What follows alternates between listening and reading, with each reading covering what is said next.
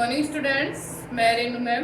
आज हम क्लास 8 का चैप्टर नंबर 10 करेंगे, स्मरण शक्ति कैसे बढ़ाएं। तो इस पाठ के अंदर वैज्ञानिक दृष्टिकोण से वैज्ञानिकों के आधार पर जो स्मरण शक्ति है उसका स्पष्टीकरण किया गया है तथा इसके साथ साथ में ही तथ्यों को भूलने का कारण कि हम किस कारण से कुछ ज्ञात करी हुई बातों को भूल जाते हैं और हम स्मरण शक्ति को अपनी को किस प्रकार से बढ़ा सकते हैं, इन्हीं सब चीज़ों के बारे में बताया है। तो पढ़ते हैं हमारा पाठ स्मरण शक्ति कैसे बढ़ाएं। प्यारे विद्यार्थियों, ज्ञान प्राप्त करने हेतु स्मरण शक्ति का महत्व कौन नहीं जानता। यदि हमें अतीत में प्राप्त हुआ ज्ञान ही स्मरण न रहे तो हम नया ज्ञान कैसे प्राप्त कर सकते। स्पष्ट है कि स्मरण शक्ति उस बौद्धिक क्षमता को कहते हैं जिसके बल पर व्यक्ति अर्जित ज्ञान को और तथा अनुभूत घटनाओं को याद रख सकता है। कि स्मरण शक्ति क्या है कि बेटा किसी भी चीज़ को याद रखना। तो अगर आप में याद रखने की क्षमता नहीं है कि आपने पिछला क्या याद किया उसको आप याद ही नहीं रख सकते, तो आप नया ज्ञान कैसे प्राप्त कर सकते हैं। तो इस तरह से जो स्मरण शक्ति है वो उस बौद्धिक क्षमता को कहते हैं जिसके बल पर व्यक्ति अर्जित ज्ञान को तथा अनुभूत घटनाओं को याद रख सकता है। वैज्ञानिक भी स्मरण शक्ति की कार्य प्रणाली को समझ नहीं पाए। मस्तिष्क घटनाओं के ज्ञान को किस प्रकार स्मृति में बैठाता है यह अभी तक एक रहस्य ही है। तथापि वैज्ञानिक यह बात निश्चित पूर्वक कह रहे हैं कि स्मृति में ज्ञान को संचित करने की क्रिया में अनिवार्य मस्तिष्क की नाड़ी कोशियों का हाथ होता है। उनके अनुसार स्मरण शक्ति का संबंध मस्तिष्क के उच्च भाग से होता है जो भाषा ज्ञान प्राप्त करते समय और जटिल समस्याओं से दो चार होते समय क्रियारत होता है। तो इसमें बताया है कि ज्ञान को किस प्रकार से स्मृति में बैठाता है।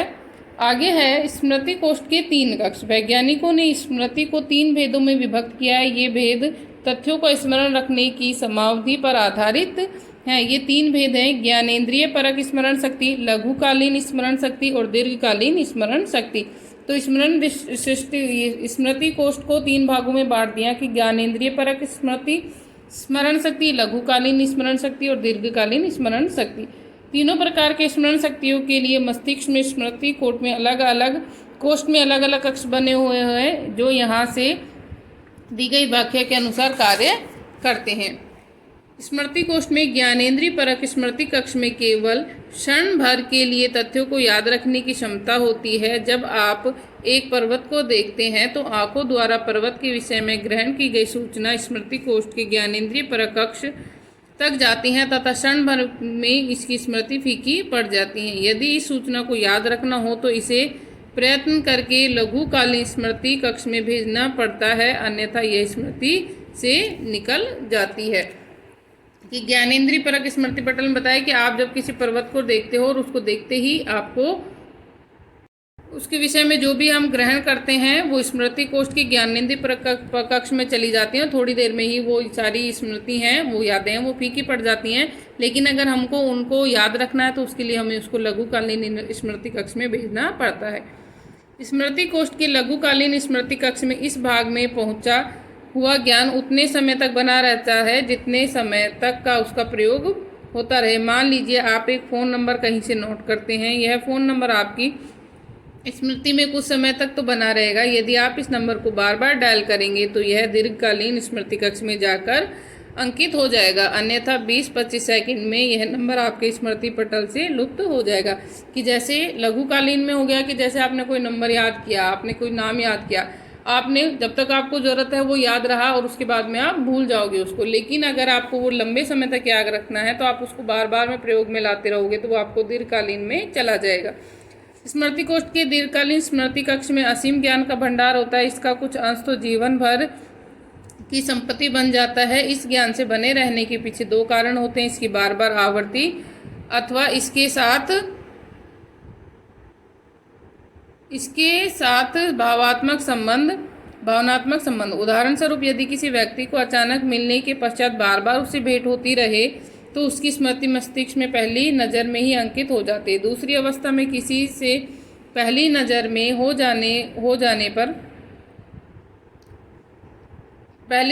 स्नेह हो जाने पर अथवा कोई दुर्घटना अचानक आंखों के सामने देख लेने पर इसका ज्ञान भावनात्मक रूप से मस्तिष्क में अंकित होकर दीर्घकालीन स्मृति कक्ष में सदा के लिए बैठ जाता है।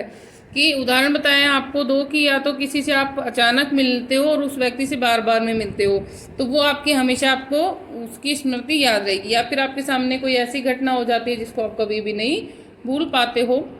हम कुछ बातें भूल क्यों जाते हैं? भूलने की क्रिया को स्मरण शक्ति की विपरीत क्रिया कहा जाता है। जिस प्रकार स्मृति समावधि पर आधारित होती है, ठीक उसी प्रकार भूलने की क्रिया का भी समय से गहन संबंध है। मान लीजिए आप एक प्रतिभोज में जाते हैं तथा अनेक लोगों को वहां देखते हैं। 1-2 घंटे तक आपको याद रहेगा कि किन किन व्यक्तियों को आपने प्रतिभोज में देखा, परंतु 2-4 दिन बाद आप केवल कुछ लोगों का ही नाम और चेहरे पुनः स्मृति पट पर ला सकेंगे। भूलने की क्रिया का विश्लेषण भी वैज्ञानिकों द्वारा ठीक प्रकार से नहीं हो पाया है, तथापि कुछ तथ्यों की खोज की है जो भूलने की क्रिया के लिए उत्तरदायी हैं। ये तथ्य हैं: हस्तक्षेप, पुनः स्मरण में अक्षमता, अभिप्रेरित विस्मृति और रचनात्मक प्रक्रम।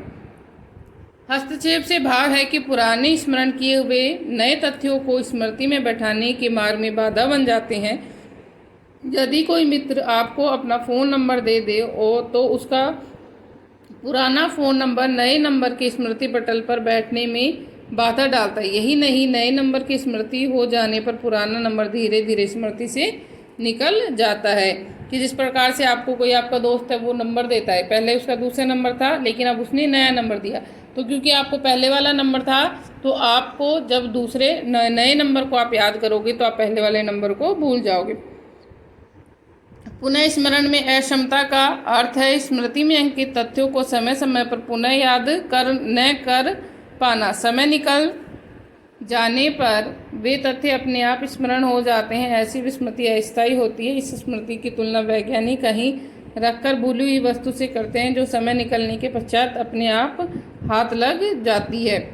अभिप्रेरित विस्मृति उन तथ्यों की होती है जिन्हें कोई व्यक्ति जानबूझकर भूलना चाहता है। इसका संबंध अप्रिय घटनाओं से होता है तथा इसी कारण वैज्ञानिक इसे निग्रह या दमन की संज्ञा देते हैं। बुरी बातों को भूलना अथवा कोई बुरा काम करते समय किसी उपदेश की अवहेलना करना अभिप्रेरित विस्मृति की सूची में आता है। कि कई बार हमारे साथ में कुछ बुरा हो जाता है, हम उसको भूलने की कोशिश करते हैं। रचनात्मक प्रक्रम ऐसे प्रक्रम होते हैं जो अतीत में हुई घटनाओं को व्यक्त करते समय भूले हुए अंशों की मनगढ़ंत तथ्यों से पूर्ति कर देते हैं। ये मनगढ़ंत तथ्य रचनात्मक इसलिए कहलाते हैं क्योंकि ये अपने पुरानी घटनाओं को विश्वसनीय बना देते हैं। यही नहीं, ये भूले हुए पुराने अंशों को पुनः स्मृति में लाने से भी रोक देते हैं।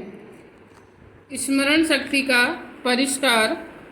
भुलक्कड़ लोगों की स्मृति को पैनी करने के लिए कैलिफोर्निया विश्वविद्यालय के मनोवैज्ञानिक शास्त्री गैरी स्मॉल ने स्मृति को बढ़ाने हेतु एक विधि निकाली है जिसकी 4 महत्वपूर्ण बातें सम्मिलित है: विशिष्ट भोजन, नियमित शारीरिक गतिविधि, तनाव दमन, स्मृति संबंधित व्यायाम।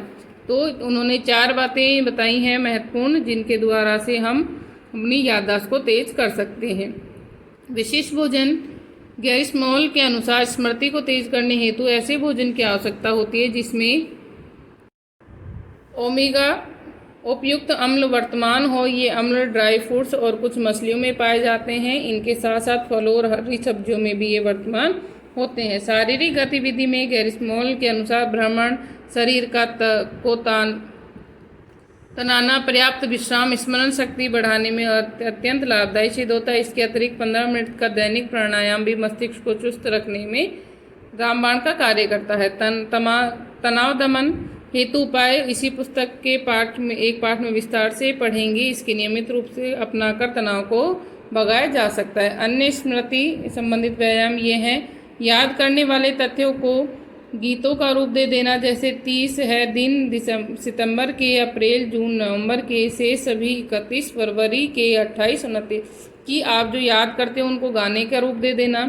शब्दों के पहले पहले अक्षर मिलाकर एक शब्द बना लेना, जैसे कि आपने कोई शब्द बनाया है, कोई शब्द है आपको याद नहीं होता, तो ऐसे में हम उसको कठिन शब्दों को उसका आगे वाला शब्द बनाकर उसको याद रख सकते हैं।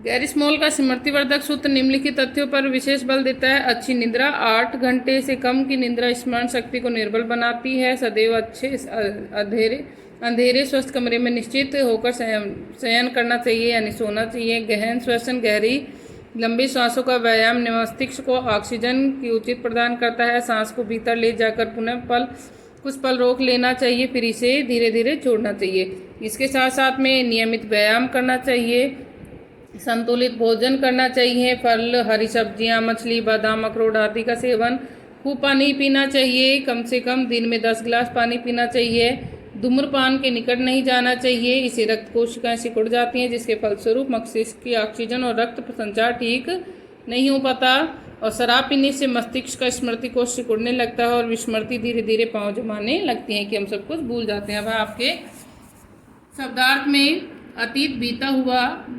बौद्धिक मानसिक अर्जित कायम हुआ कमाया हुआ, अनुभूत अनुभव की हुई, रहस्य भेद, अनिवार्य रूप से कोशिका से कार्यरत, अभिप्रेरित, प्रेरित किया हुआ, स्मृत, याद किया हुआ, विस्मृत, भूला हुआ, अक्षम, असक्ष्य, अशुभदेश, नसीहत, विश्वसनीय, विश्वास के योग्य, शयन, सोना, पैनी, तीखी, श्वसन, सांस लेना, परिष्कार, सुधार करना। तो बेटा शब्दार्थ आपको नोटबुक में नोट करने हैं। Thank you. Class. So let's start our today's math class. In the previous class, we completed our exercise 7.2 in which we have learned about how to factorize the algebraic equation, and in the next exercise 7.3 we have to divide the algebraic expression by any algebraic expression. ठीक है, हमें क्या करना है, divide करना है। अब divide के लिए क्या करेंगे, फर्स्ट ऑफ ऑल हम उनके फैक्टराइज करेंगे। अगर फैक्टराइज पॉसिबल है तो ठीक है, अदरवाइज हम उनको सिंपली डिवाइड कर देंगे। ठीक है, यहाँ देखो y+2 तो सिंपल है, जिससे डिवाइड करना है वो तो हमारे पास और कोई फैक्टर्स नहीं बन सकते इसके, लेकिन हम इसके फैक्टर्स बना सकते हैं। तो फर्स्ट ऑफ ऑल लिखते हैं हम 7y² + 14y। ठीक है, यहाँ पे क्या कॉमन दिख रहा है, first of all numeral values में देखो, न्यूमेरल वैल्यूज कौन सी, यहाँ 7 और यहाँ 14, दोनों में से क्या कॉमन हो सकता है, यहाँ पे 7 कॉमन हो सकता है, तो 7 लिख देते हैं। उसके बाद यहाँ y² और यहाँ y, मैंने कल ही बताया था क्या होता है हमारे पास जो वेरिएबल्स होता है, वेरिएबल्स में हम क्या लेते हैं, अगर सब में वेरिएबल है लेकिन उनमें से कॉमन कौन सा लेंगे हम, जो लीस्ट पावर होती है। लीस्ट पावर मतलब जो सबसे छोटी वैल्यू दिख रही है यहाँ पे, सॉरी पावर में जो दिख रही है, तो यहाँ देखो y की पावर 1 है यहाँ पे और यहाँ 2 है, तो लीस्ट कौन सा, y की पावर 1, तो ये कॉमन आ सकता है। 7y हमने ले लिया कॉमन, ब्रैकेट में क्या हो जाएगा, यहाँ लिख देते 7y²। जब कॉमन लेते थे यही करते थे कि इससे डिवाइड कर देते बाकी नंबर्स को जो भी अंदर मिल रहा है। 7y हो गया, क्या हो जाएगा 7y एज इट इज बाहर रह जाएगा और ये y से y, एक y कैंसिल, 7 कैंसिल आउट, तो ऊपर रह गया रिमेनिंग y और यहाँ पे 7 2 y से y कैंसिल, तो ये y+2। ठीक है, ये बन गया हमारे पास। अब हमें डिवाइड करना था किससे, y/2 से, सो 7y अपॉन इंटू y+2 और डिवाइडेड बाय y+2। ठीक है, यही होता है डिवाइड का मतलब, कि डिवाइड करना मतलब अपॉन में लिखना है हमें। अब y/2 सेम है तो ये दोनों कैंसिल आउट और आंसर क्या आ गया 7y। ठीक है, now next question is, so next में अब हमारे पास क्या है, वैल्यूज है, डिवाइड करना है इससे। अब दोनों में देखते हैं कि कुछ कॉमन होके फैक्टराइज हो सकते हैं नहीं हो सकते। यहाँ देखो 39 पहले से लिया हुआ, यहाँ इन दोनों में से a और b है वेरिएबल, कॉमन नहीं आ सकता, लेकिन न्यूमेरल में देखो 8 और 14 में से कुछ कॉमन ले सकते हैं। किसके टेबल में कॉमन दोनों आ जाएंगे, 2 की टेबल में, मतलब 2 और कॉमन ले सकते हैं। आगे देखो 13 कॉमन ऑलरेडी ले रखा है। यहाँ पे न्यूमेरल में तो सॉरी वेरिएबल में तो हमारे पास a और b है, कॉमन नहीं ले सकते उनमें से। 4 और 7 इनमें से भी हम कॉमन नहीं ले सकते, तो सिंपली इसमें से कॉमन लेके हम पहले वो करते हैं। सो 39a तो ऑलरेडी और यहाँ से 2 और आ जाएगा, तो इसके साथ मल्टीप्लाई हो जाएगा और अंदर क्या हो जाएगा 4a रहेगा, क्योंकि इससे डिवाइड करेंगे तो क्या होगा, सिर्फ न्यूमेरल वैल्यू क्या होगी, चेंज होगी, प्लस 7 ऑफ b हो गया। और इसके डिवाइड में क्या है हमारे पास, ये वैल्यू 13 और ब्रैकेट 4a + 7b। ठीक है, अब ये देखो 4a 7b 4a 7b cancel out, 13 1 जा 13, 13 3 जा 39, तो क्या हुआ ऊपर कितना रह गया, 3 2 जा 6 और 8। ठीक है, और बाकी कोई वैल्यू नहीं रही, तो ये हमारे पास क्या गया इसका आंसर। ठीक है, now next question is, so in the next one we have 12x² 49x² - 64y²। यहाँ पे कुछ कॉमन हो सकता है, लेकिन देखो यहाँ पे हमने ये आइडेंटिटी पढ़ी थी x² और -y², जब भी हमारे पास क्या हो दो स्क्वायर और उनमें क्या साइन हो माइनस, उसमें पढ़ी हमने आइडेंटिटी कौन सी, x - y और x + y बन जाता है उसका। ठीक है, अभी देखो ये 49 किसका स्क्वायर होता है, 7 का स्क्वायर होता है, क्या मैं इसको पूरी को 7x का स्क्वायर लिख सकती हूँ? ठीक है। नेक्स्ट 64 किसका होता है? 8 का, और यहाँ पे y स्क्वायर है तो 8y का होल स्क्वायर हो गया। ठीक है, उससे क्या हो जाएगा, ये टर्म्स क्या हो जाएगी आगे और फैक्टराइज हो सकती है। नेक्स्ट में देखते हैं जिससे डिवाइड करना है 6x, और यहाँ पे कोई पावर नहीं है, कोई वो नहीं है, हमारे पास x है यहाँ पे और यहाँ y है, नहीं हो सकता वहाँ कॉमन। 7 और 8 में भी कोई कॉमन नहीं है तो कुछ कॉमन नहीं आ सकता, तो हम फर्स्ट वाले करते हैं। 12x square as it is रहेगा। यहाँ पे ये वैल्यू हमारे पास 7x का होल स्क्वायर है, ये वाली वैल्यू, और ये क्या है हमारे पास 8y का होल स्क्वायर है। ठीक है, और डिवाइड जिससे करना है उसको एज इट इज लिख देते हैं 6x into 7x minus 8y। ठीक है, अब इसको क्या लिख सकते हैं, हमने पढ़ा था a square minus B square वाला, क्या था वो a minus B into A plus B, यही होती है आइडेंटिटी। तो यहाँ पे क्या हो जाएगा 12x square as it is, ये क्या हो जाएगा 7x माइनस 8y, और एक बार क्या हो जाएगा 7x प्लस 8y। ठीक है, नीचे 6x और 7x माइनस 8y। अब ये टर्म पूरी ऊपर है कैंसिल आउट, एक x से हमारे पास एक पावर कैंसिल आउट, 6 1 जा 6, 6 2 जा 12। यहाँ क्या रह गया x, ट्वाइस ऑफ x, और ये क्या है हमारे पास जो रह गया हमारे पास, जो डिवाइड में नहीं आया और ना ही कैंसिल आउट हुआ, तो हमारे पास ये टर्म क्या हो गया इसका आंसर। ठीक है, after divide algebraic expression. So next question is, so in the next one we have 21 m square minus, अब यहाँ पे क्या है पावर्स में, लेकिन यहाँ दिख रहा है कि हर जगह m है। ठीक है, जो हमारे पास algebraic expression है उसमें क्या है हमारे पास हर जगह m है, तो हम कौन सा कॉमन लेते हैं उनमें से जो लीस्ट पावर में होता है। लीस्ट पावर में कौन सा है 2, यहाँ पे यहाँ 3 और यहाँ 4 है, लीस्ट होगी हमारे पास 2, तो यहाँ से हम m स्क्वायर कॉमन ले सकते हैं। ठीक है, अब न्यूमेरल में देखते हैं, न्यूमेरल में कोई कॉमन नहीं आ सकता तो उनको एज इट इज लिख देते हैं। 21 हो गया यहाँ पे क्योंकि m स्क्वायर से कैंसिल आउट, यहाँ पे 10 और m ही बचेगा क्योंकि 2 तो बाहर आ चुका है, तो एक ही पावर बचेगी और यहाँ पे क्या बचेगा 2। ठीक है, अब ये वाली अलजेब्राइक इक्वेशंस जो क्वाड्रेटिक इक्वेशंस होती है उसके फैक्टराइजेशन करने हमने सीखे हैं। क्या होता है इसमें, ये क्या बन गया X square minus B X और प्लस सी। ठीक है, इस रूल में क्या होता था हमारे पास b1 और b2 का अगर हम माइनस और प्लस करके क्या आए हमारे पास माइनस b आए, लेकिन उन दोनों का मल्टीप्लीकेशन क्या आना चाहिए प्लस सी। ठीक है, अब यहाँ देखो अगर हमें इसको माइनस में लाना मतलब कि हमारे पास माइनस साइन तो होंगे, ठीक है, लेकिन मल्टीप्लीकेशन के बाद प्लस आना चाहिए, तो मतलब दो नेगेटिव वाली टर्म्स होगी तभी प्लस बन सकता है, क्योंकि नेगेटिव नेगेटिव पॉजिटिव हो जाएगा, तो मतलब b1 और b2 दोनों नेगेटिव में होंगे तभी हो सकता है प्लस, क्योंकि यहाँ माइनस में चाहिए तो यहाँ पे क्या हो जाएगा दोनों साइड नेगेटिव हो जाएगी तभी प्लस हो सकता है। तो अब 10 के लिए देखो 10 के लिए हम करते हैं, सॉरी 10 को तो प्लस करके वो करना है ना, जो वैल्यूज दो सब्ट्रैक्ट या प्लस करके। तो 21 के लिए देखते 21 2 से तो डिविजिबल है नहीं, 3 और 7 3 7 का होता है हमारे पास, और क्या हम 3 और 7 का प्लस या माइनस करे आ सकता है 10, ऑब्वियसली 3 प्लस 7 क्या होता है 10, तो यहाँ फैक्टराइज क्या बन जाएंगे एम स्क्वायर तो कॉमन रहेगा। ठीक है, एम स्क्वायर इसको आगे ले लेते हैं, ये क्या हो जाएगा अब हमारे पास प्लस लगा लेते हैं यहाँ पे, और ये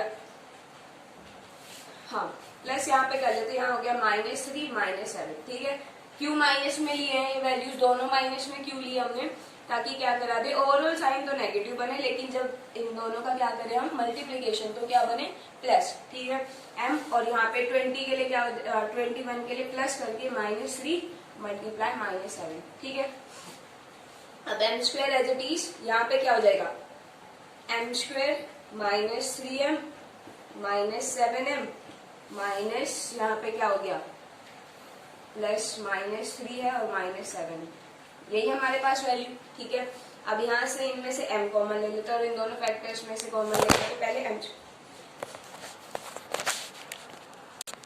सो m स्क्वायर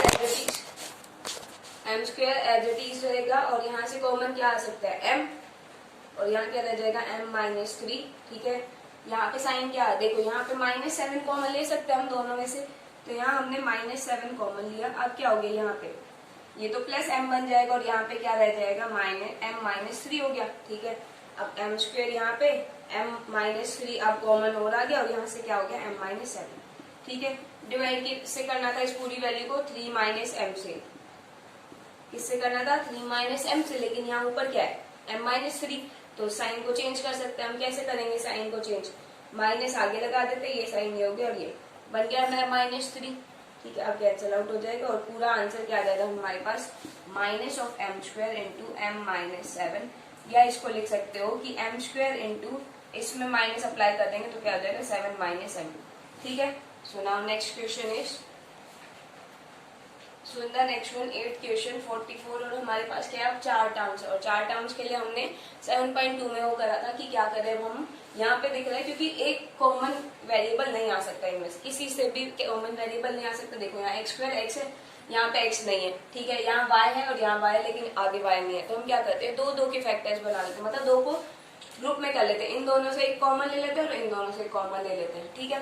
तो क्या हो जाएगा 44 तो बाहर ही रहेगा. यहाँ इन दोनों से अगर कॉमन लेंगे तो क्या हो जाएगा x कॉमन आएगा और एक क्या आ जाता है 5. ठीक है. 5x लिखा और यहाँ पे क्या बच जाएगा x और -4. ठीक है. नेक्स्ट में अब हम क्या करते हैं, यहाँ से अगर हमें कॉमन लेना हम प्लस लिख लेते हैं पहले. तो y कॉमन होगा और वेरिएबल न्यूमेरल्स में से कौन सा हो सकता है 2 कॉमन हो सकता है. तो यहाँ क्या बच जाएगा -4 और यहाँ पे क्या रह जाएगा +x. ठीक है. क्या हो गया अब हमारे पास हमने क्या कॉमन लिया, यहाँ 44 जो है बिग जो बिग ब्रैकेट है उसको लगा दे क्योंकि 44 दोनों से डिविजिबल है. इन दोनों जो भी हमने वो बनाया है उन दोनों से वो है multiplied. So first of all in दोनों का ग्रुपिंग करा, इनसे कॉमन लिया. क्या कॉमन हो सकता है, न्यूमेरल में से 5 कॉमन आ सकता है. वेरिएबल में से हमारे पास जो लीस्ट पावर होती है वेरिएबल की वो कॉमन ले सकते हैं. तो कितनी है x कॉमन आ गया. क्या बच गया यहाँ पे x सिंपली क्योंकि 5 और एक x की power cancel out 5 cancel out तो x रह गया यहाँ पे -20 को डिवाइड करेंगे 5 से 4 आएगा और x कॉमन ऑलरेडी आ चुका है. तो यहाँ पे x -4 plus twice of y लिया, यहाँ पे प्लस वैल्यूज में लिया तो मतलब जो यहाँ पे साइन है वही अंदर लग जाएंगे. ठीक है. जो 8 के आगे साइन है वो यहाँ लग गया और जो इसके आगे साइन है वो यहाँ लग गया. ठीक है. क्योंकि हमने प्लस लिया था. अब क्या हो गया यहाँ देखो x -4 और यहाँ भी x -4 ही तो है. इसको आगे लिख दो इसको पीछे लिख दो वही सेम है. ठीक है. तो x -4 अब कॉमन आ सकता है 44 बिगर ब्रैकेट x -4 कॉमन आ गया तो क्या बच गया यहाँ से 5x और यहाँ पे क्या बच गया प्लस ट्वाइस ऑफ y. ठीक है.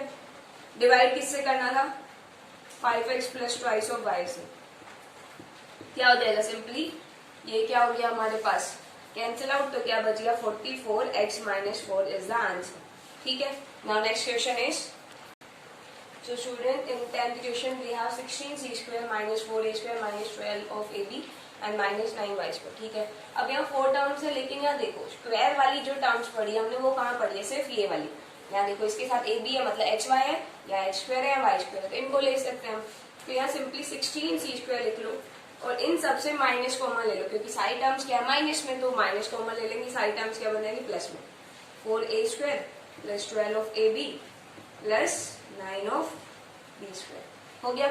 अब यहाँ 16c स्क्वायर माइनस ये क्या है 2a का स्क्वायर है प्लस ये कितना है थ्राइस ऑफ b का स्क्वायर है. ठीक है. अब अगर हमारे पास 2 into twice of a into thrice of b क्या हो गया 2 इंटू 2 4 4 इंटू 3 12 a भी आ गया हमारे पास आंसर.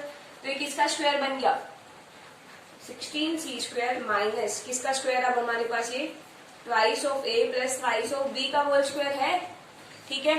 अब देखो a square minus b square कौन सा फॉर्मूला लगता है a माइनस b और a प्लस b ये किसका स्क्वायर है 4c का होल स्क्वायर लिख सकते हैं इसको. तो हो गया अब a square minus b square वाली टर्म तो क्या हो जाएगा 4c minus twice of a minus thrice of b और एक बार क्या हो जाएगा प्लस तो 4a plus twice of a plus thrice of b हो गया. और नीचे डिवाइड किससे करना है twice of a plus thrice of b plus 4 of c.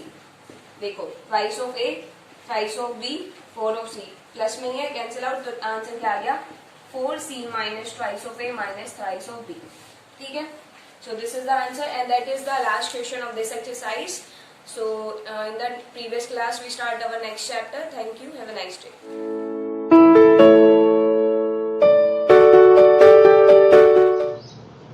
Good morning student. Welcome to online classes. This is Saroj from MLP International School Rajpura.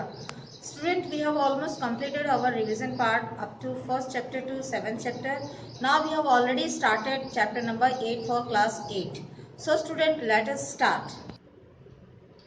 So student, in the previous video yesterday we just read कि वो जैसे brave boy है शेर सिंह जो है अपने भाई के लिए चलने के लिए तैयार हो गया to just take him to the hospital.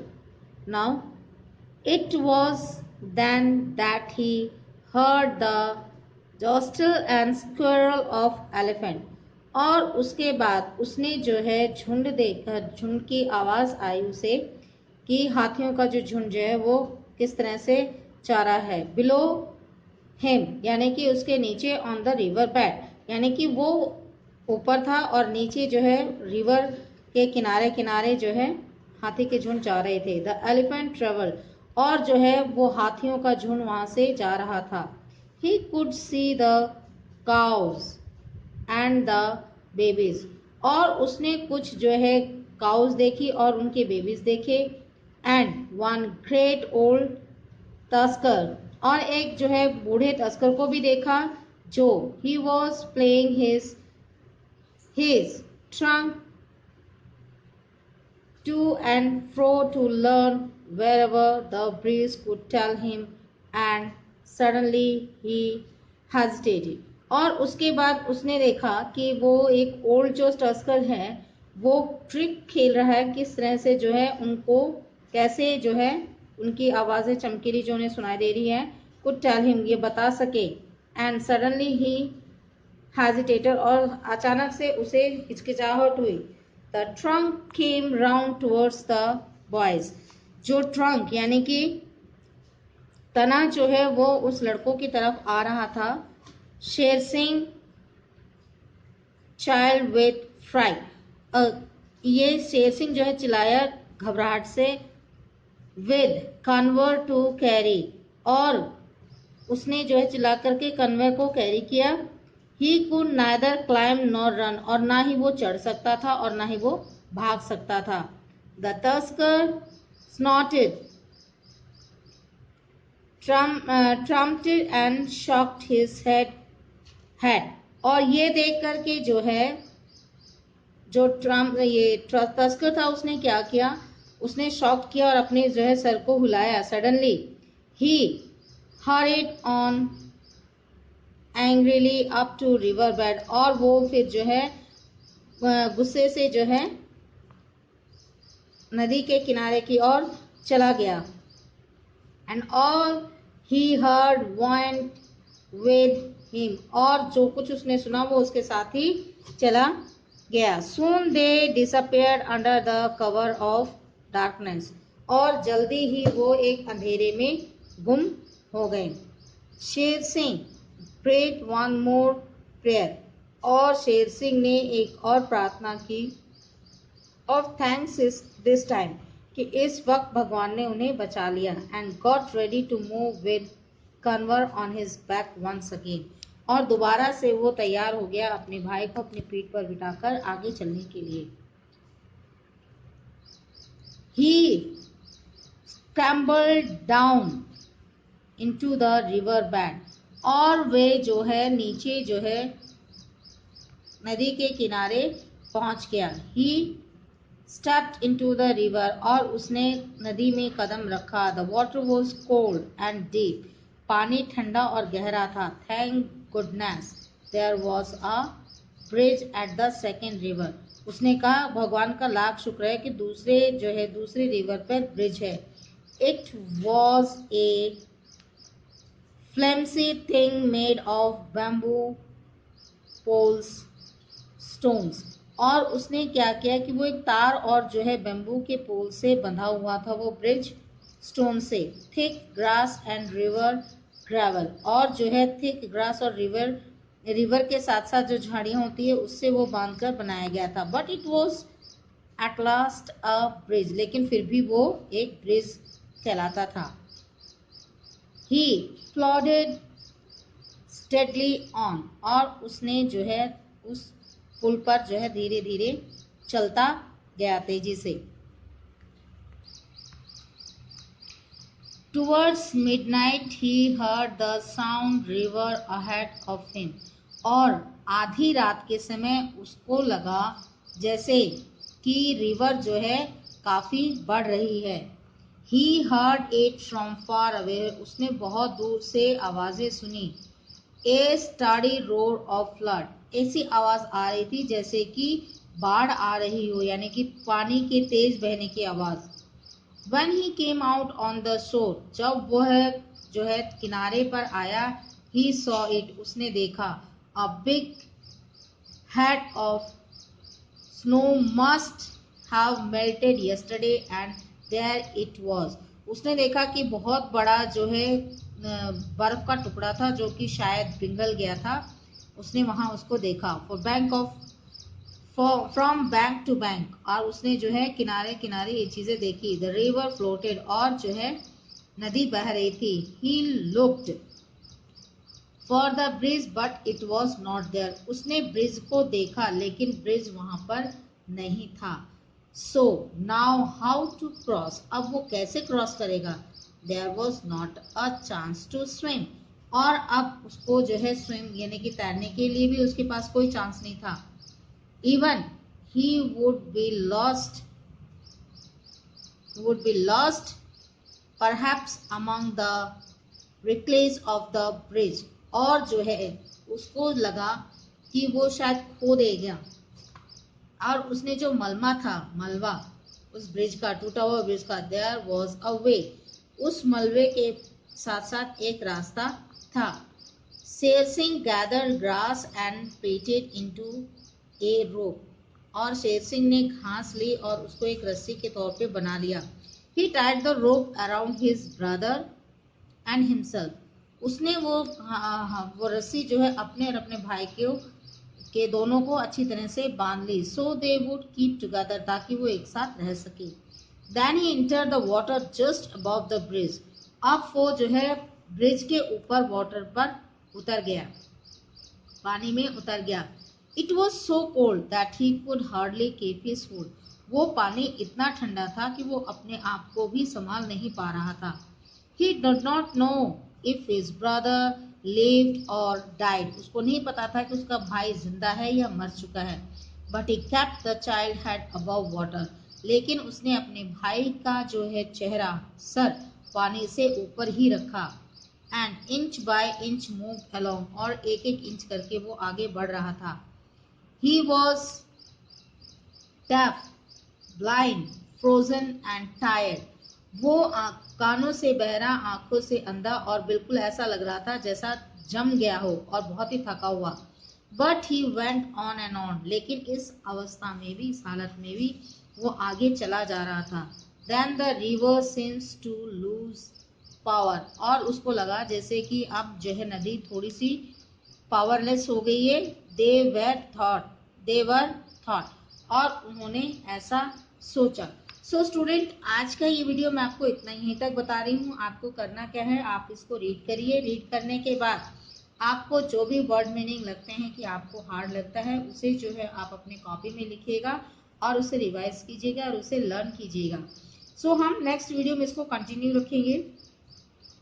So student, what you have to do as usual, जैसे मैं आपको हर वीडियो में बताती आई हूँ, आपको पहले वीडियो को लाइक करना है, शेयर करना है, और चैनल को सब्सक्राइब कीजिए, और साथ ही साथ बेल आइकन पे क्लिक करना ना भूलें। Thank you, take care.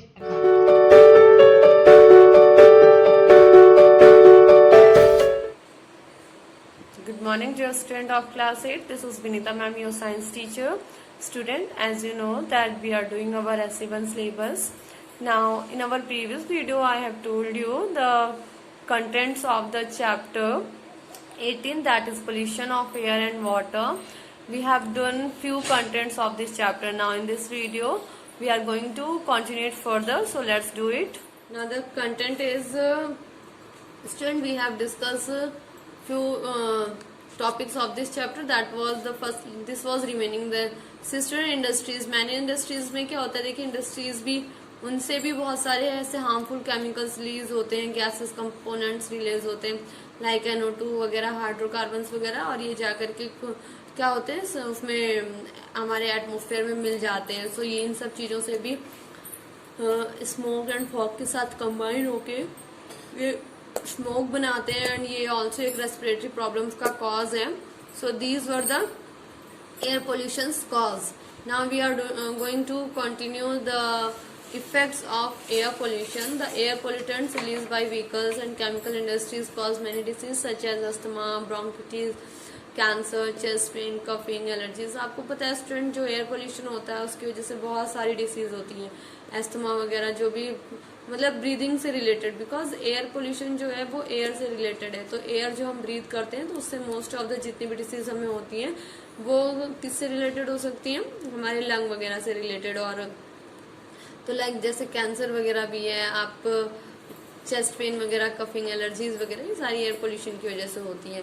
The fossil fuels burn and release carbon monoxide. आपको पता है स्टूडेंट, जो फॉसिल फ्यूल होता है जब हम उसको बर्न करते हैं it release the carbon monoxide compound, and carbon monoxide जो है वो जाकर के जब हमारे हीमोग्लोबिन में अगर हम उसको इनहेल कर लेते हैं and it get mix with our haemoglobin, it disturb the transportation of oxygen by the red blood cells. वो जा करके बिकॉज जो कार्बन मोनोऑक्साइड है उसको हम इनहेल करते हैं तो वो हमारे हीमोग्लोबिन के साथ जा करके ऑक्सीजन में जा करके मिक्स हो जाता है रेड ब्लड सेल्स में।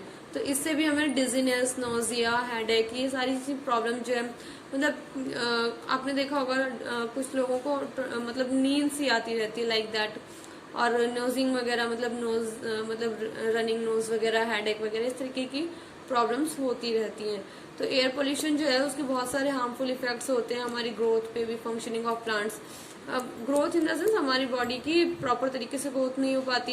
एंड अगर हम प्लांट्स के बारे में बात करें तो ये this statement refers to the only plant की जो ग्रोथ है उसकी, बिकॉज वो भी रेस्पायर करते हैं, उनकी फंक्शनिंग वगैरह होती है, वो भी एयर को ब्रीथ करते हैं। सो अगर एयर पोल्यूटेड होगी so it also affect the system of the plants. Now the dust particle of cement, आपको पता है स्टूडेंट जो सीमेंट, जिन फैक्ट्रीज में सीमेंट प्रोडक्शन होता है वहाँ के जो डस्ट पार्टिकल्स, वो आपने देखा होगा, अगर इफ आप कभी विजिट करो या कभी आपको चांस मिले देखने का तो आप देखना जितनी भी सीमेंट इंडस्ट्रीज होती है उनके आसपास का एरिया से एकदम वाइट डस्टी सा रहता है, बिकॉज वहाँ पे हमेशा डस्ट उड़ती रहती है। तो इससे क्या होता है, अगर हम प्लांट्स के बारे में बात करें तो उसको प्लांट्स को क्लोरोसिस और या फिर येलोइंग लीव्स, जो प्लांट की लीव्स येलो हो जाती है वो इसी वजह से होती है। तो वहाँ के जो प्लांट्स होंगे, मोस्ट ऑफ द प्लांट्स उनके जो लीव्स होंगे वो येलो कलर के होंगे। नेक्स्ट है आपका air pollution not only affects harmful effects living being को ही नहीं बट ये एनवायरनमेंट को भी इफेक्ट करता है। इसके 3 मेन इफेक्ट ग्लोबल वार्मिंग है, ग्रीन हाउस इफेक्ट। जो हमारा ग्रीन हाउस इफेक्ट है स्टूडेंट, उसमें क्या होता है, टेम्परेचर जो हमारे अर्थ का वो बढ़ता जाता है। And it also leads to the thinning of ozone layer and acid rain. Ozone layer जो है हमारी वो पतली होती चली जा रही है, एसिड रेन होता है। So all these are the effects of what, air pollution. Now student see one by one we are going to discuss the content. The global warming is what, global warming क्या होता है student, आपने global मतलब होता है world level पे, and warming means गर्माहट। तो जो वैश्विक तापमान जो होता है, हमारा जो विश्व का तापमान है वो बढ़ता जा रहा है, that is the global warming. जो हमारी अर्थ है वो डायरेक्ट सन से रेज लेती है, हीट लेती है, ऐसा तो है नहीं कि कुछ मतलब ट्रांसपेरेंसी वगैरह ऐसा कुछ नहीं है। It get directly heat from the sun. When the surface of earth जब हीट हो जाती है तो वो रेडिएशंस क्या होती है, आपको वापस स्पेस में भेजने लगती है। बिकॉज आपको पता है कि कोई भी चीज, सपोज दैट आपको स्टील का बर्तन ही रख दे धूप में तो वो गर्म होता है, और उसके बाद उसकी हीट जो है, रेडिएशंस आपको बैक, उसका रिफ्लेक्शन कहीं ना कहीं आपको देखने को मिलता है। लाइक दैट जब हीट अर्थ ज्यादा गर्म हो जाती है तो वो स्पेस में फिर से वापस वो रेडिएट करने लगती है। तो layer of green house gases around the earth does not allow the heat to leave the earth's atmosphere. तो क्या होता है, जो हमारी ग्रीन हाउस गैसेज हैं वो क्या करती हैं, उसको मतलब ट्रैप करके रख लेती हैं, वो बाहर नहीं जाने देती हैं। और जब उसकी कुछ ही ट्रैप रह जाती है तो इससे हमारा जो है ग्रीन हाउस इफेक्ट बढ़ने लगता है, मीन्स अर्थ हमारा गर्म होने लगता है। तो that leads to the green house effect. Water vapour, carbon dioxide, carbon monoxide, ozone, nitrogen gases, methane, ये सारे जो हैं हमारे ग्रीन हाउस गैसेस के ही एग्जाम्पल है। Next student, human actions have been adding green house gases. आपको पता है कुछ ह्यूमन एक्टिविटीज है जिनकी वजह से हमारा एटमोस्फेयर जो है उसमें कुछ ग्रीन हाउस गैसेस बढ़ती जा रही है। Some scientist believe that the layer of the green house gases that trap heat are increase. कुछ जो साइंटिस्ट है उनका मानना है स्टूडेंट की जो हमारा जो ग्रीन हाउस गैसेज हैं उसकी जो लेयर है वो हीट को बहुत ही ज्यादा ट्रैप करने लग गई है। देयरफॉर इसकी वजह से मोर हीट जो है, जो ज्यादा से ज्यादा हीट अर्थ एटमोस्फेयर में रहती है, और दैट इज द रीजन कि thus raising the Earth's average temperature. This is the reason that the Earth's temperature is going on increasing continuously. Now the particular definition is mentioned here. The gradual rise in the Earth's average temperature is called global warming. जो global warming होती है student, उसमें क्या है, वो क्या चीज़ है, global warming होती क्या है, मेन क्या होता है, जो हमारा अर्थ का एवरेज टेम्परेचर है उसमें जो स्लोली राइजिंग हो रही है, बिकॉज हम बहुत सारी ऐसी एक्टिविटी करते हैं। आपको अभी मैंने बताया कि जो हमने एक्टिविटीज की हैं जिसकी वजह से क्या हो रहा है, अर्थ का जो ओजोन लेयर है वो स्लोली क्या हो रही है, डिप्लीट होती जा रही है, खत्म होती जा रही है। तो जो ओजोन लेयर जब थिक थी तो वो ट्रैप जो मतलब जितनी भी उसमें से उसको पास आउट होने देती थी, वो कम से कम हीट को अंदर आने देती थी, मतलब क्योंकि हीट जब कम अंदर आता था तो वो उसको बाहर रिलीज होने की जरूरत नहीं थी। तो लेकिन अब क्या हो रहा है, वो धीरे धीरे डिप्लीट होती जा रही है। तो सबसे ज़्यादा से ज़्यादा अमाउंट जब हीट की अंदर आ रही है तो वो बाहर जब रेडिएट होके जाती है तो जो कुछ ग्रीन हाउस गैसेज होती हैं वो उसको बाहर नहीं जाने देती, वो एक लेयर फॉर्म करती हैं और वो सारी जो हीट है वो हमारे अर्थ पे ही रह जाती है। तो उसका जो temperature day by day slowly increase हो रहा है, that leads to the increase in the global warming, वो ग्लोबल वार्मिंग का कारण बन रहा है। Thus, by adding more and more greenhouse gases, we could be disturbing the natural process that keep the earth ideally warm. तो हम क्या कर रहे हैं, हम अपना स्लोली डे बाय डे जो एक्टिविटीज कर रहे हैं उससे हमारी ग्रीन हाउस गैसेज बढ़ रही हैं और हम अपने नेचुरल सिस्टम को डिस्टर्ब कर रहे हैं। Now what is the effect of the global warming? Global warming will cause the water level, इससे बहुत सारी चीजें होती हैं। सबसे पहले तो आपने देखा होगा आइस कैप्स, ग्लेशियर्स वगैरह मेल्ट हो रहे हैं, तो उससे वाटर लेवल जो है सीज का, ओशन का, वो बढ़ रहा है। जब वो बढ़ रहा है due to the polar ice cap, जो पोलर आइस माउंटेन्स वगैरह पर होती है वो स्लोली मेल्ट होकर के नीचे आ रही है, तो रिवर्स एंड ओशंस में मिक्स हो रही है और उससे जो है water level, that is the reason कि वाटर लेवल इंक्रीज हो रहा है। वाटर लेवल इंक्रीज हो रहा है तो फ्लडिंग वगैरह है, साइक्लोन वगैरह, इस तरीके की बहुत सी चीजें हो रही हैं। तो इससे it will also disturb the cycle off season, इससे हमारा सीजन जो है, सीजन इन द सेंस जो हमारे 3-4 सीजन होते हैं वो भी डिस्टर्ब हो रहे हैं और इससे हमारा क्रॉप पैटर्न भी डिस्टर्ब हो रहा है। तो due to only the global warming the whole system of the ecosystem कह सकते हो आप, whole the system of the earth natural system get disturbing continuously. Now see, these are the long questions that you have to do in your notebook. The first one is explain global warming and effect of greenhouse gases. Global warming क्या होती है और उसके कुछ effect जो है green house gases के क्या होते हैं वो आपको मेंशन करना है स्टूडेंट। तो ग्लोबल वार्मिंग तो राइज इन द टेम्परेचर आपको पता है अर्थ एटमॉस्फेयर में ड्यू टू कुछ ग्रीन हाउस इफेक्ट की वजह से। And effect is they cause climate change हो रहा है क्योंकि बहुत सी ज्यादा हीट ट्रैप हो रही है। Also cause the respiratory disease की प्रॉब्लम्स भी हो रही हैं। It also increase wild Fyers, जो जंगलों में आग वगैरह लग जाती है इसको भी बढ़ावा देता है ये। It also cause the water level in seas and oceans में वाटर लेवल भी डिस्टर्ब हो रहा है। The next is question number 3, that is different sources of water pollution. Water pollution के सोर्सेज क्या है, किस तरीके से लोग हमारा वाटर बॉडीज को पोल्यूट कर रहे हैं। तो discharge of toxic industrial waste, जितना भी इंडस्ट्रीज का वेस्ट है वो हम क्या करते हैं, ले जाके डायरेक्ट विदाउट एनी ट्रीटमेंट उसको रिवर्स लेक में डाल दे रहे हैं, that is the main reason. Next is excessive use of fertiliser, जो हम फर्टिलाइजर, पेस्टिसाइड, हर्बिसाइड्स वगैरह यूज करते हैं फील्ड में, उससे भी क्या होता है, वो भी हमारा वाटर पोल्यूशन का सोर्स है। क्योंकि क्या होता है स्टूडेंट, देखिए जो फील्ड में हम पानी देते हैं, एक्सेस वाटर हो जाता है तो उसको हम ड्रेन कर देते हैं। जब वो पानी कहीं जाता है नालों वगैरह में, फिर वो वाटर बॉडीज में जाके मिल जाते हैं, तो इसी तरीके से चीजें पोल्यूट करते हैं। डिस्चार्ज ऑफ इनट्रीटेड डोमेस्टिक वेस्ट, जो हमारे घरों से गंदा मल वगैरह निकल के जाता है उसको भी हम विदाउट ट्रीटमेंट क्या करते हैं, रिवर्स और लेक में डाल देते हैं। So this also leads to the water pollution and contamination of water bodies cause by toxic metals जो हमारे बहुत सारे पेंट्स वगैरह से रिलेटेड हो गए, या फिर जो लेबोरेटरीज वगैरह में यूज किए गए या हॉस्पिटल्स वगैरह में यूज किए, जितने भी मतलब मेटल से रिलेटेड चीजें हैं, हम क्या करते हैं उनको डायरेक्ट वाटर बॉडीज में थ्रो कर देते हैं। So all these activities lead to the cause of the water pollution. Student, we have done our today's content. That's all for today. Goodbye.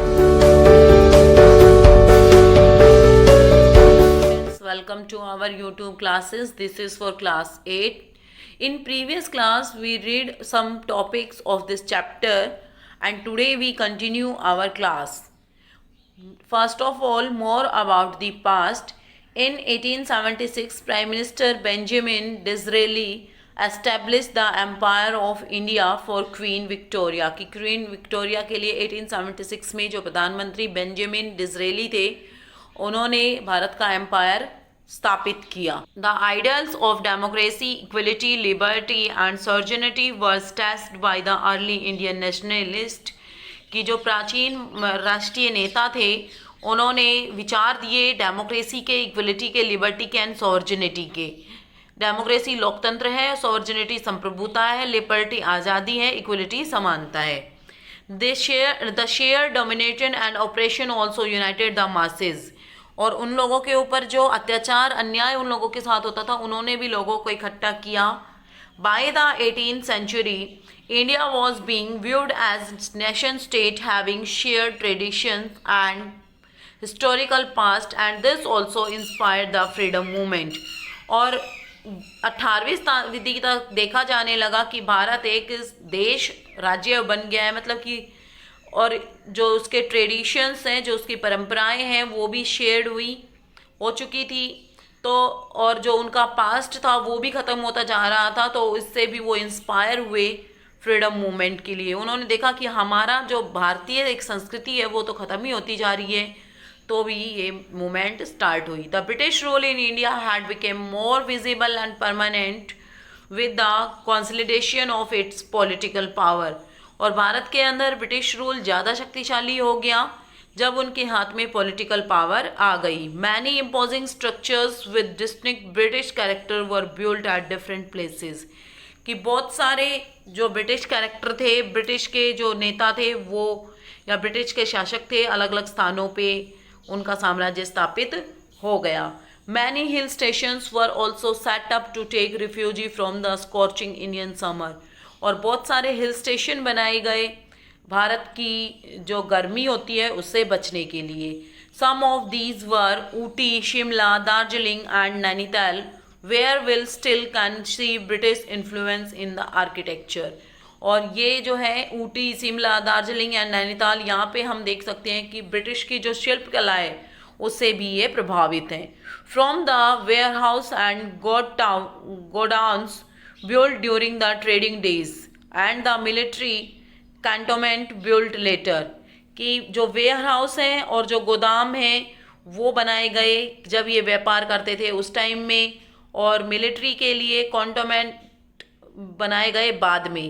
British architecture was used as a reminder of the British authority in India, और जो ये British की शिल्पकला use की गई थी भारत के अंदर, ये इसलिए यूज़ की गई थी कि भारत के अंदर उनका साम्राज्य को याद रखा, मतलब कि ये याद दिलाता रहे कि भारत के ऊपर उनका साम्राज्य है। More over they also maintained sufficient troops in the country, और उन्होंने भारत के अंदर बहुत सारी सेना की टुकड़ियाँ बनाई। Many barracks were constructed to house this troops, और इन टुकड़ियों को रहने के लिए बहुत सारे बैरक्स बनाए गए, हाउस बनाए गए। Administrative building were also erected in Delhi and the presidencies Madras, Bombay and Calcutta, और बहुत सी प्रशासनिक बिल्डिंग भी बनाई गई दिल्ली में, और प्रेसिडेंसीज बनाई गई मद्रास, बॉम्बे एंड कलकत्ता में। The British rule also brought about a significant shift in the Indian educational system, और जो ब्रिटिश रूल है उनका भारतीय शिक्षा के अंदर भी बहुत बड़ा प्रभाव देखने को मिलता है। The traditional system began to replaced by English education, और जो परंपरागत तरीका था भारत में शिक्षा का उसको अंग्रेजी शिक्षा के द्वारा बदल दिया गया। The English language also became important and many schools and universities were also establish under their rule, और इनके शासन के अंतर्गत बहुत सारे स्कूल और बहुत सारी कॉलेजेस भी खोले गए, यूनिवर्सिटीज़ भी बनाई गई, विश्वविद्यालय बनाए गए, और इंग्लिश लैंग्वेज को महत्व दिया जाने लगा। अब है periodization. The period we're going to study in class 8 is referred to as the modern period, कि जो पीरियड हम 8th क्लास में स्टडी कर रहे हैं उसको मॉडर्न पीरियड के नाम से जाना जाता है। This period begin with the industrial revolution which marked A change in the production process, और इस पीरियड की शुरुआत होती है जो औद्योगिकरण क्रांति है उससे, जिसने प्रोडक्शन के अंदर चेंज ला दिया, प्रोडक्शन की जो प्रोसेस थी, प्रक्रिया थी, उसके अंदर चेंज ला दिया। बिगनिंग इन इंग्लैंड में शुरुआत में it had brought about social and political changes as it spread to other part of the world. कि जो बिगनिंग में इंग्लैंड के अंदर इसने सामाजिक और राजनीतिक चेंजेस लाए ये, और फिर ये विश्व में पूरे देश में फैल गई। This trend of development was however different in India and the other colonies. और ये ट्रेंड जो विकास का था ये भारत में और जो अदर कॉलोनीज थी उनमें अलग था। Instead of advancement in technology and industry, the local India industry decline due to the influx of finished goods from England. कि जो इंडिया की जो ये टेक्नोलॉजी आई थी इसने भारतीय जो इंडस्ट्रीज थी उनको डिक्लाइन कर दिया, क्योंकि जो सामान की अच्छी क्वालिटी का सामान है उनको फिनिशिंग देने के लिए उन सामानों को इंग्लैंड भेजा जाता था। India became the supplier of raw material at cheap rates which helped British industry to progress. और जो सामान था वो रॉ मटेरियल के रूप में, कच्चे माल के रूप में सस्ते दामों पर ब्रिटिश को भेजा जाता था और वहाँ से वो इंडस्ट्रीज में बनता था। Being exploited the standard of living of Indians declined. और इस तरीके से भारतीयों का जो रहने का तरीका था, एक स्टैंडर्ड था, एक स्तर था, वो गिरता जा रहा था। As a result the modern period in India is called the colonial period by Indian historian. और जो रिजल्ट निकलता है उससे इतिहासकार बताते हैं कि जो मॉडर्न पीरियड था वो भारत के अंदर कॉलोनियल पीरियड था। अब है mapping. For efficient administration of the country, the British government carried out survey under the Survey of India, which was set up in Dehradun. कि अच्छा प्रशासन चलाने के लिए देश के अंदर ब्रिटिश सरकार ने क्या किया, भारत का सर्वे किया, और वो सर्वे ऑफ इंडिया के अंडर में किया गया, जो भारत में देहरादून में स्थापित की गई है। और इसके जो संस्थापक हैं वो सर जॉर्ज एवरेस्ट हैं। Next point is the first survey was carried out under the initiative of Sir George Everest and William Lambton। जो फर्स्ट सर्वे की गई थी वो किन के अंडर में की गई थी? सर जॉर्ज एवरेस्ट और विलियम लैम्पटन के अंडर में की गई थी। The extensive survey prepared maps and topographical sheet showing the geographical expanse of the country along with the location of town and cities. और जो सर्वे तैयार किया गया था, जो मैप और जो टॉपोग्राफिकल शीट तैयार की गई थी, वो दिखा रही थी लोकेशन शहरों की और कस्बों की देश के अंदर। More over the survey also made careful studies of the flora and fauna and geographical features like mountains, reverse etcetera. और ये सर्वे बड़ा ही सावधानीपूर्वक स्टडी करने में मदद कर रही, मतलब कि के लिए बताई गई हैं कि फ्लोरा एंड फोना, जीव जंतु और वनस्पति कैसी है भारत की, और कैसा भारत का भौगोलिक स्ट्रक्चर है, जैसे mountain, rivers etcetera. Next point is sources. There is vast corpus of numerous sources available for the study of colonial period. कि जो अंग्रेजी काल था, जो ब्रिटिश काल था, उसके बारे में जानकारी प्राप्त करने के लिए, स्टडी करने के लिए हमारे पास बहुत से सोर्सेज हैं। Beginning from the time of the East India Company the British officials had maintained written record. और स्टार्टिंग में ईस्ट इंडिया कंपनी में जो ब्रिटिश ऑफिसर्स थे उन्होंने रिटर्न रिकॉर्ड तैयार किए हैं। These sources range from archival material in the form of document, order, bill and manuscripts. और ये सोर्सेज किस किस तरीके से मिलते हैं? पुरातत्व मटेरियल में डॉक्यूमेंट्स के रूप में, ऑर्डर्स के रूप में, कोई ऑर्डर है, कोई बिल है या कोई मैन्युस्क्रिप्ट्स है। Added to these colonial records is the voice of the common man. और इन कॉलोनियल रिकॉर्ड्स में आम आदमी की आवाज़ है। Songs, poems, newspapers, stories and interviews from this period provide an understanding of how the common people perceived the national struggle. और ये जैसे कि कोई पोयम है, कोई न्यूज़पेपर है, कोई सॉन्ग है, कोई स्टोरी है, कोई इंटरव्यू है, ये सारी चीज़ें हमें प्रोवाइड करवाती हैं उस पीरियड को के टाइम में कि वहाँ में कॉमन लोगों ने आम इंसान ने कैसे स्ट्रगल की थी। Now we do the matchups. In previous class we do the fillup, now today we do the matchup. Presidencies तो मैंने आपको बताया था, Madras, Bombay and Bengal. Indian nationalist, idol of democracy liberty, आज जहाँ से हमने चैप्टर स्टार्ट किया था। British colonies together, crown jewels हमने कल क्लास में पढ़ा था। The modern period in India, colonial period, ये अभी हमने पढ़ा था। Newspaper, Kesari and the turbine, ये न्यूज़पेपर्स के नाम है। I hope students you understand the topics and the exercise very well. We read our remaining chapter and remaining exercise in next class. Thank you. Have a nice day.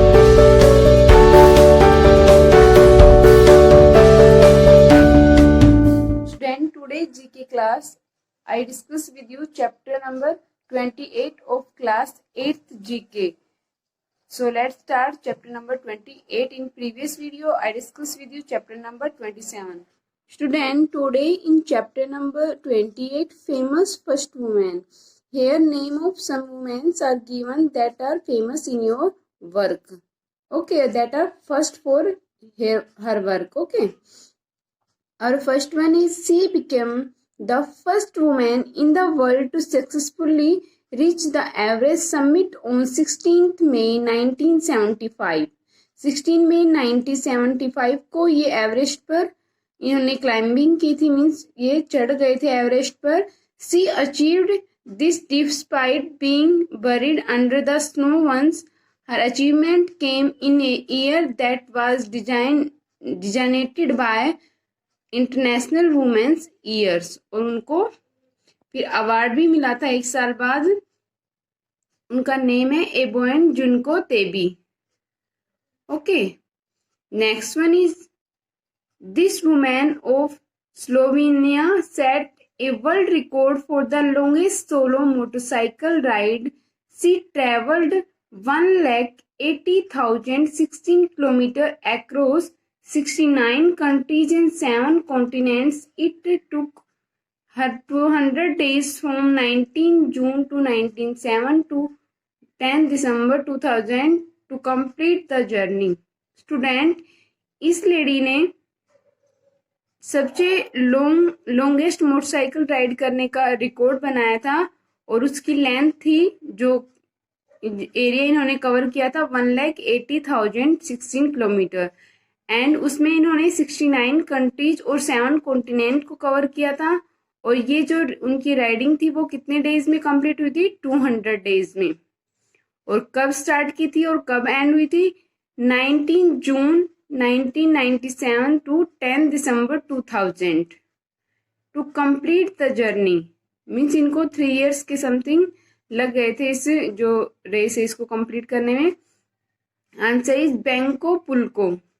इनका name Benka Pulko है. Okay, next one is the lady of US was the first women to fly over the north pole. US की है ये lady, और इन्होंने जो flyover किया था नॉर्थ पोल के ऊपर से. She was 68 years old when she accomplished his feat. She was called the Ice Woman as she repeatedly explored and photographed the Arctic Ocean. Okay.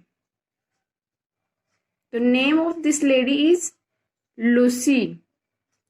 Louise, Lucy.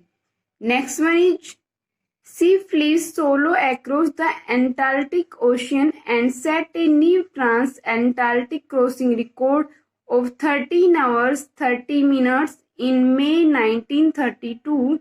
On July 37, while she was on a round world trip. 2 जुलाई 1937 को ये world trip पे थी. हर plane simply disappear, और जिस plane में ये जा रही थी वो अचानक से गायब हो गया. डिसअपियर्ड होता है गायब होना. It is one of the world unsolved mysteries. और उनकी लाइफ की जो ये इंसिडेंट था, एक मिस्ट्रीज मीन्स एक रहस्य बन गया. मीन्स वो जो प्लेन था वो अभी तक नहीं मिला है. Answer is Amelia Earhart. इस लेडी का क्या नाम था? अमीला ईयरहट. Next one is she is only woman in the world to have climbed Mount Everest twice.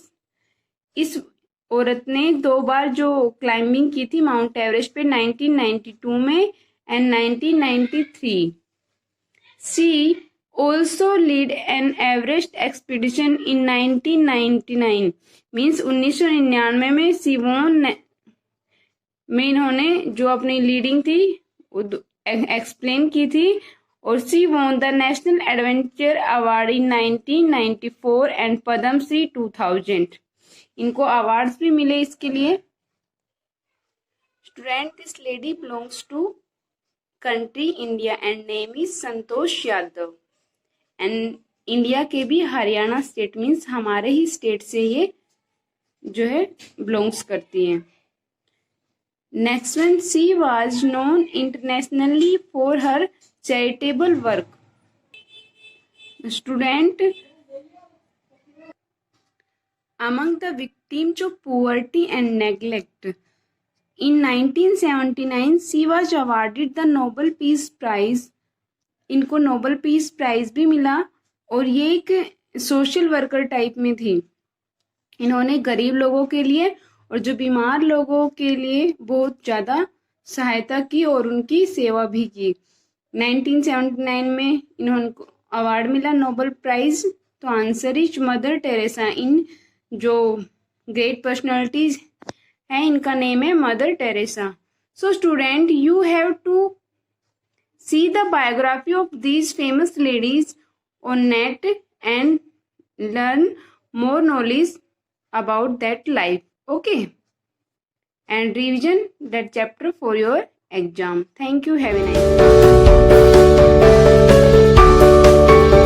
Students, welcome to our YouTube channel. This is for class 8. Student, as you all know, we started with the chapter 9, active voice and passive voice. In previous video we discussed about the rules of related to the tense. Now let's start with the next tense, that is future tense. Now let's start. We discuss about the present tense and past tense, but now we are going to start with the future tense. Now let's start. I will tell you the first of all simple future. Simple future tense के according हमारे पास rule है, उसके according हम क्या करेंगे, आपको rule के according ये एक्टिव वॉइस में है और इसको हम पैसिव वॉइस में कैसे चेंज करेंगे ये बताएंगे. Now let's start. Rule is given shall or will. According to the shall or will you are going to use shall with first person. shall आप first person के साथ यूज़ करेंगे, second और third person के साथ आप use करेंगे will, plus root form of the verb. Root means first form of the verb. Example is Siddharth will play the guitar. तो ये आपका एग्जाम्पल है, Siddharth will play the guitar. इसको जब हम चेंज करेंगे पैसिव वॉइस में, so example is here. will be or shall be is used as with the first person and second and third person plus past participle of the form of the verb, second form of the verb. Example is the guitar will be played by Siddharth. will be आपने use किया है यहाँ पे और second form of the verb is played. Now second tense is your future continuous. Future continuous tense में के continuously कैसे करेंगे आप इसको, कॉन्टीन्यूस में होता है शेल और will is used as for with the first person और second person. With rule is you are going to use shall और will with the be plus ing with first form of the verb. Example is Siddharth will be playing the guitar. Siddharth will be playing the guitar. This is in the future continuous tense and in active voice. Now you are going to change this in passive voice. Passive voice में change, you are not going to change this sentence in the passive voice according to the rules. Make sure that some tenses have this rule, they cannot be changed into passive voice. As you all know, in present perfect continuous tense and past perfect continuous tense, you are not going to change this active voice sentences into passive voice.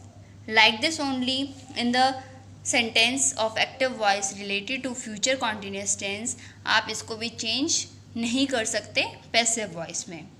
Now next tense is future perfect tense. Future perfect tense के according हमारे पास rule है and rule is shall और will plus have plus past participle form of the verb means second form of the verb. Shall और will इन दोनों में से आप एक ही word use helping verb use कर सकते हैं, दोनों यूज़ नहीं करने.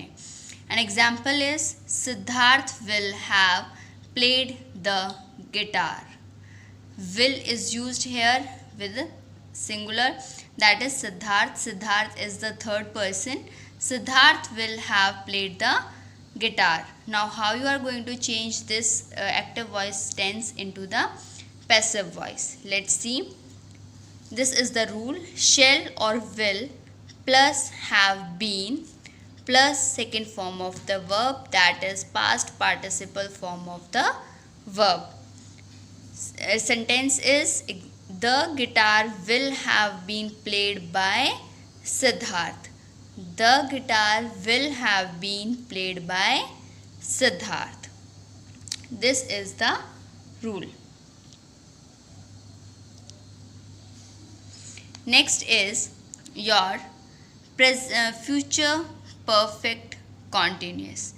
इसमें आप परफेक्ट और कॉन्टीन्यूस दोनों को मिक्स करके सेंटेंस फिल बनाएंगे. फ्यूचर परफेक्ट कॉन्टीन्यूस को shall और will, they are the helping verbs, plus have been plus first form of the verb के साथ आप ing पुट करेंगे and you will frame the sentence. Example is Siddharth will have been playing the guitar.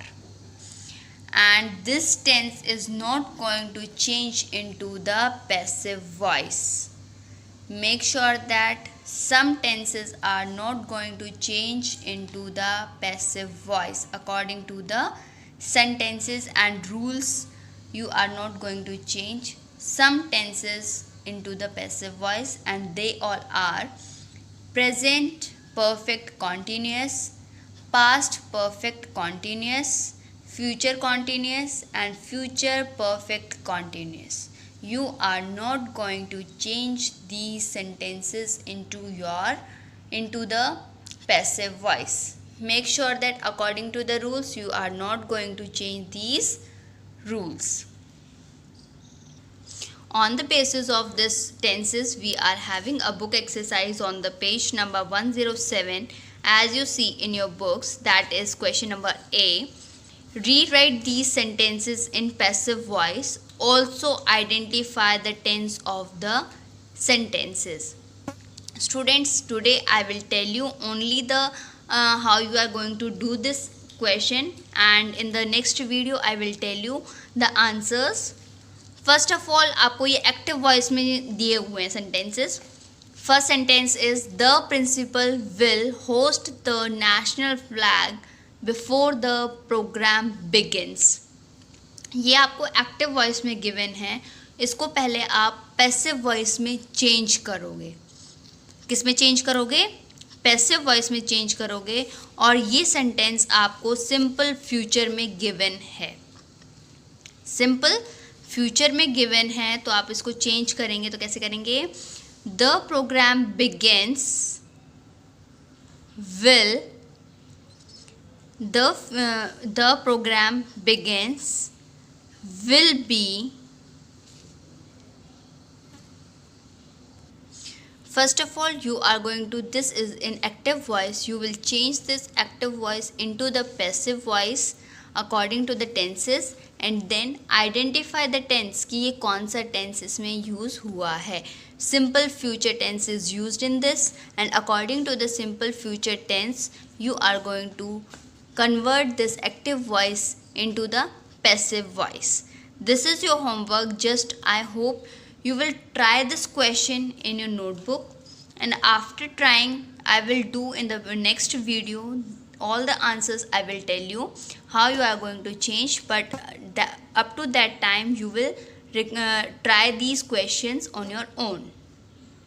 Okay students, now I hope you understand all the tenses according to the rules and regulations. Thank you everyone.